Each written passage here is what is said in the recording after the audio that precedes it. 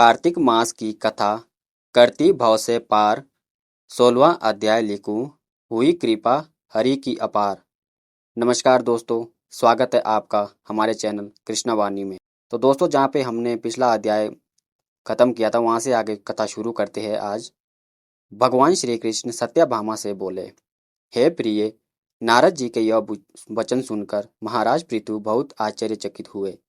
अंत में उन्होंने नारद जी का पूजन करके उनको विदा किया। इसलिए माघ, कार्तिक और एकादशी ये 3 व्रत मुझे अत्यंत प्रिय है। वनस्पति में तुलसी, महीनों में कार्तिक, तिथियों में एकादशी और क्षेत्रों में प्रयाग मुझे बहुत ही प्रिय है। जो मनुष्य इंद्रिय पर विजय प्राप्त कर इनका सेवन करता है वह मुझे यज्ञ करने वाले मनुष्य से भी अधिक प्रिय है। जो मनुष्य विधि पूर्वक इनकी सेवा करते हैं, मेरी कृपा से उन्हें समस्त पापों से छुटकारा मिल जाता है। भगवान श्री कृष्ण के वचन सुनकर सत्यभामा ने कहा, हे प्रभु, आपने बहुत ही अद्भुत बात कही है कि दूसरे के लिए पुण्य के फल से कलह की मुक्ति हो गई।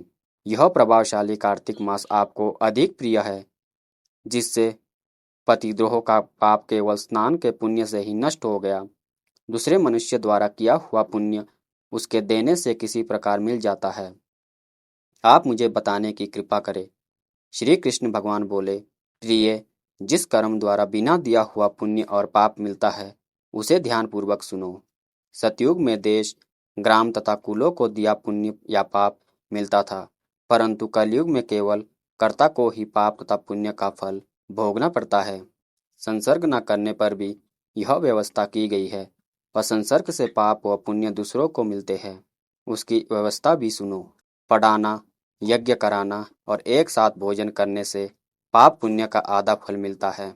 एक आसन पर बैठने तथा सवारी पर चढ़ने से, श्वास के आने जाने से पुण्य व पाप का चौथा भाग जीवन मात्र को मिलता है।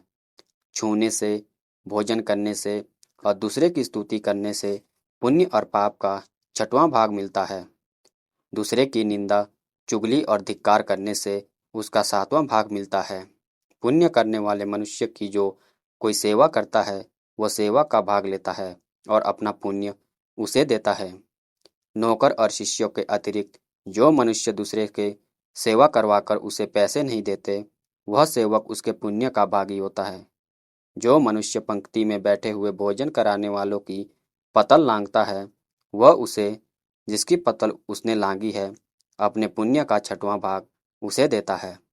स्नान तथा ध्यान आदि करते हुए मनुष्य से जो व्यक्ति बातचीत करता है या उसे छूता है, वह अपने पुण्य का 6वां भाग दे डालता है। जो मनुष्य धर्म के कार्य के लिए दूसरों से धन मांगता है, वह पुण्य का भागी होता है। ठीक उसी प्रकार जिस प्रकार की दान करने वाला पुण्य का भागी होता है, जो मनुष्य धर्म का उपदेश करता है और उसके बाद सुनने वाले से याचना करता है, वह अपने पुण्य का 6वां भाग उसे दे देता है। जो मनुष्य दूसरों का धन चुराकर उससे धर्म करता है, वह चोरी का फल भोगता है और शीघ्र ही निर्धन हो जाता है, और जिसका धन चुराता है वह पुण्य का भागी होता है। बिना ऋण उतारे जो मनुष्य मृत्यु को प्राप्त होता है, उसको ऋण देने वाले सज्जन पुरुष पुण्य के भागी होते हैं। शिक्षा देने वाला, सलाह देने वाला, सामग्री को जुटाने वाला तथा प्रेरणा देने वाला यह पाप और पुण्य के 6वें भाग को प्राप्त करते हैं। राजा प्रजा के पाप पुण्य के षष्ठांश का भोगी होता है। गुरु शिष्य का, पति पत्नी का, पिता पुत्र का, स्त्री पति के लिए पुण्य का 6वां भाग पाती है। पति को प्रसन्न करने वाली आज्ञाकारी स्त्री पति के लिए पुण्य का आधा भाग ले लेती है। जो पुण्यात्मा पराये लोगों को दान करते हैं, वो उनके पुण्य का 6वां भाग प्राप्त करते हैं। जीविका देने वाले मनुष्य जीविका ग्रहण करने वाले मनुष्य के पुण्य के 6ठे भाग को प्राप्त करता है। इस प्रकार दूसरों के लिए पुण्य अथवा पाप बिना दिए भी दूसरों को मिल सकते हैं, किंतु यह नियम जो कि मैंने बतलाए हैं, ये कलयुग में लागू नहीं होते। कलयुग में तो एकमात्र कर्ता को ही अपना पाप व पुण्य भोगने पड़ते हैं। इस संबंध में एक बड़ा पुराना इतिहास है जो कि पवित्र है और बुद्धि प्रदान करने वाला कहा जाता है। उसे तुम ध्यान पूर्वक सुनो। भगवान श्री कृष्ण ने कहा, पूर्व काल में अवंतीपुरी उज्जैन में धनेश्वर नामक एक ब्राह्मण रहता था। वह रस, चमड़ा और कंबल आदि का व्यापार करता था। वह वेश्यागामी और मद्यपान आदि बुरे कर्मों में लिप्त रहता था। चूंकि वह रात दिन पाप में रत रहता था, इसलिए वह व्यापार करने नगर नगर घूमता था। एक दिन वह क्रय विक्रय के कार्य में घूमता हुआ महिषपुरी में जा पहुंचा, जो राजा महिष ने बसाई थी। वहां पाप नाशिनी नर्मदा सदैव शोभा पाती है।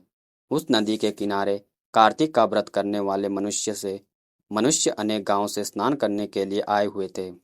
धनेश्वर ने उस सब को देखा और अपना सामान बेचता हुआ वह भी 1 मास तक वहीं रहा।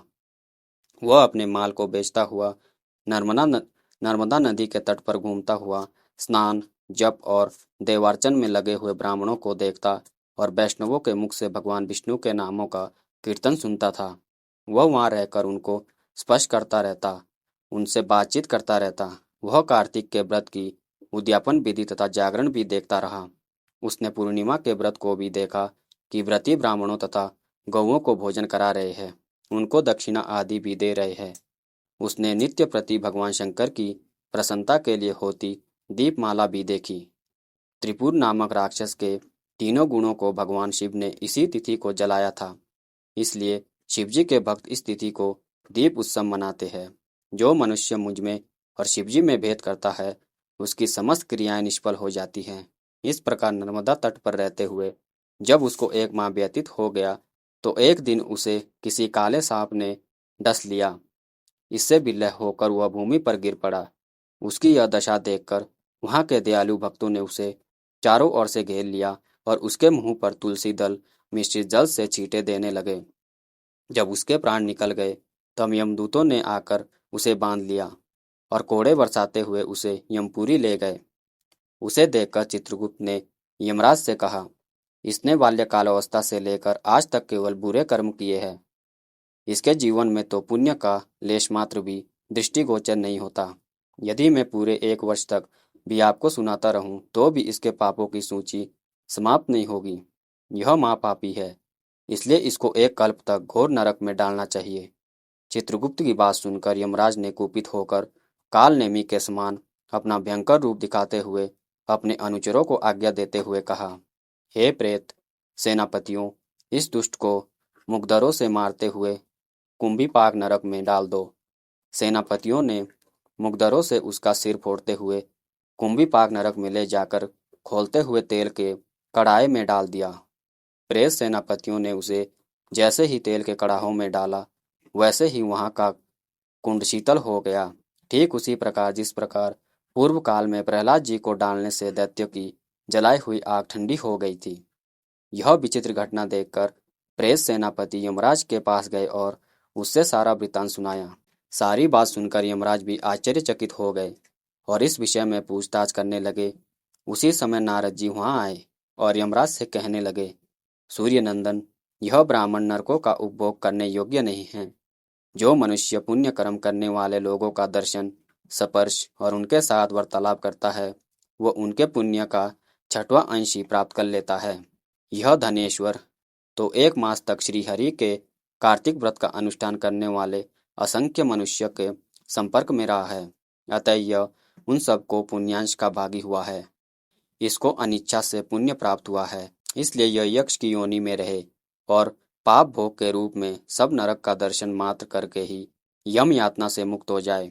भगवान श्री कृष्ण ने कहा, सत्यभामा, नारद जी के इस प्रकार कहकर चले जाने के पश्चात धनेश्वर को पुण्यात्मा समझते हुए यमराज ने दूतों को उसे नरक दिखाने की आज्ञा दे दी। भगवान श्री कृष्ण ने आगे कहा, हे प्रिय, यमराज की आज्ञा शिरोधार्य करते हुए प्रेतपति धनेश्वर को नरक के समीप ले गए और उसे दिखाते हुए कहने लगा, हे धनेश्वर, महान भय देने वाला इस नरक की ओर दृष्टि डालो। इनमें पापी पुरुष सदैव दूतों द्वारा पकाए जाते हैं। यह देखो, यह तप्त वाचुक नामक नरक है, जिसमें देह जलने के कारण पापी विलाप कर रहे हैं। जो मनुष्य भोजन के समय भूखों को भोजन नहीं देता, वह बार बार इस नरक में डाले जाते हैं। वह प्राणी जो गुरु, अग्नि, ब्राह्मण, गो, वेद और राजा इनको लात मारता है, वह भयंकर नरक अतिशय पापों के करने पर मिलते हैं। आगे देखो, यह दूसरा नरक है, जिसका नाम अंततामिस्त्र है। इन पापियों को सुई की भांति मुख वाले तमोत नामक कीड़े काट रहे हैं। इस नरक के दूसरे का दिल दुखाने वाले पापी गिराए जाते हैं। यह तीसरा नरक है जिसका नाम क्रेके है। इस नरक में पापियों को आरे से चीरा जाता है। यह नरक भी असीम त्रवण आदि भेदों के 6 प्रकार का है। इसमें स्त्री तथा पुरुषों के वियोग कराने वाले मनुष्यों को कड़ाई में पकाया जाता है। 2 प्रयोजनों को दूर करने वाले मनुष्य भी असीमत्र नामक नरक में तलवार की धार से काटे जाते हैं और कुछ भेड़ियों के डर से भाग जाते हैं। अब अर्गल नामक यह चौथा नरक देखो। इसमें पापी विभिन्न प्रकार से चिल्लाते हुए इधर उधर भाग रहे हैं। यह नरक भी वध आदि भेदों से 6 प्रकार का है। अब तुम यह 5वां नरक देखो जिसका नाम कूटशाल मिली है। इसमें अंगारों की तरह कष्ट देने वाले बड़े बड़े कांटे लगे हैं। यह नरक भी यातना आदि भेदों से 6 प्रकार का है। इस नरक में पर स्त्री गमन करने वाले मनुष्य डाले जाते हैं। अब तुम यह 6वां नरक देखो। उल्वण नामक नरक में सिर नीचे करके पापी को लटकाया जाता है। जो लोग भक्ष्या भक्ष्य का विचार नहीं करते, दूसरों की निंदा और चुगली करते हैं, वे इस नरक में डाले जाते हैं। दुर्गंध भेद से यह नरक भी 6 प्रकार का है। यह 7वां नरक है जिसका नाम कुंभी पाक है। यह अत्यंत भयंकर है और यह भी 6 प्रकार का है। इसमें महापातकी मनुष्यों को पकाया जाता है। इस नरक में सहस्त्रों वर्षों तक यातना भोगनी पड़ती है। यही रौरव नरक है। जो पाप इच्छा रहित किए जाते हैं वह सूखे और जो पाप इच्छा पूर्वक किए जाते हैं वह पाप आर्ध कहलाते हैं। इस प्रकार शुष्क और आर्ध भेदों से यह पाप 2 प्रकार के होते हैं। इसके अलावा और भी अलग अलग 84 प्रकार के पाप है। अपक्रीण, पाड़ाकतेय, मलिनकरण, जाति भ्रंशकरण, उपाय, अतिपाप, महापाप, यह 7 प्रकार के पातक है।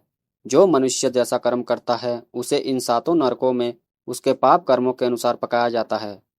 तुम्हें कार्तिक व्रत करने वाले प्रभु भक्तों का संसर्ग प्राप्त हुआ था। उससे पुण्य की वृद्धि हो जाने के कारण यह सभी नरक तुम्हारे लिए नीचे ही नष्ट हो गए हैं। इस प्रकार धनेश्वर को नरक का दर्शन कराकर प्रेतराज उसे यक्षलोक ले गए। वहां जाकर उसे वहां का राजा बना दिया। वहीं कुबेर का अनुचर धनक्षय के नाम से प्रसिद्ध हुआ। बाद में महर्षि विश्वामित्र ने उसके नाम पर तीर्थ बनाया था। कार्तिक मास का व्रत महाफल देने वाला है। इसके समतुल्य अन्य कोई दूसरा पुण्य कर्म नहीं है। जो भी मनुष्य इस व्रत को करता है तथा व्रत करने वाले का दर्शन करता है उसे मोक्ष की प्राप्ति होती है। तो दोस्तों, आशा करता हूँ आपको वीडियो अच्छी लगी हो। तो प्लीज़ वीडियो को लाइक शेयर करना ना भूले। हमारे चैनल को सब्सक्राइब करें ताकि ऐसी वीडियो सबसे पहले आप तक पहुँचे। वीडियो को देखने के लिए धन्यवाद। मिलते हैं दोस्तों अगली वीडियो में।